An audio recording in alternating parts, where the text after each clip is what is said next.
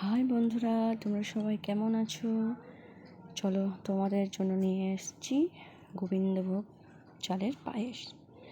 আমি এখানে 1/2 লিটার দুধ নিয়ে নিয়েছি, আর এখানে চাল আমি মুঠ হিসেবে নিয়েছি, আর মেজারমেন্ট কাপে নিয়েছি। তোমরা মুঠে 3 মুঠ নিয়ে নিতে পারো। চালটা ভালো করে ধুয়ে নিব, তারপর তার সাথে একটু ঘি বানিয়ে নেব। এটা স্পেশাল করার জন্য। তোমার গোবিন্দভোগ চাল দিয়ে পায়েস করার সময় যদি একটু ঘি মেশানো হয়, খুব সুন্দর লাগে টেস্টটা। ভালো করে মাখিয়ে নিব। এই দেখো, দুধটা আগে থেকে জাল দেওয়া ছিল, তাই বেশি না ফুটতেই আমি চালটা দিয়ে দিলাম।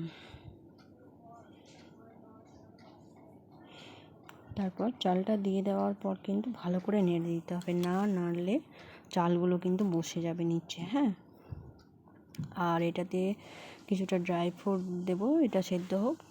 আর ড্রাই ফ্রুট, এই দেখো আমার কাছে বেশি কাজু ছিল না, সেই জন্য আমন আর কাজুটা দিয়েছি। কুচি কুচি করে কেটে নিয়েছি। হ্যাঁ, কুচি কুচি করে কেটে একটু ভালো লাগে আর কি। ভালো করে ধুয়ে নিব কাজু কিশমিশগুলো, আমনগুলো। ওটা কিন্তু এখনই দেবো না, হ্যাঁ, আজ সেদ্ধ হবে চালটা, তখন দেব। আর 2টো এলাচ দিয়ে দিই। পায়েসের মধ্যে এলাচ না দিলে একটু ভালো লাগে না খেতে। এই দেখো, আবার একটু নেড়ে দিলাম।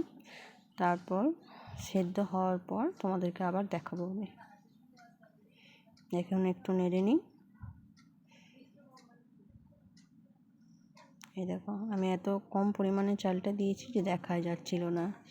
এই দেখো, অনেকটা দুধটা মরে এসছে। এখন এবার কাজু ড্রাই ফ্রুটগুলো দিয়ে দিব, আমন কাজু কিশমিশগুলো।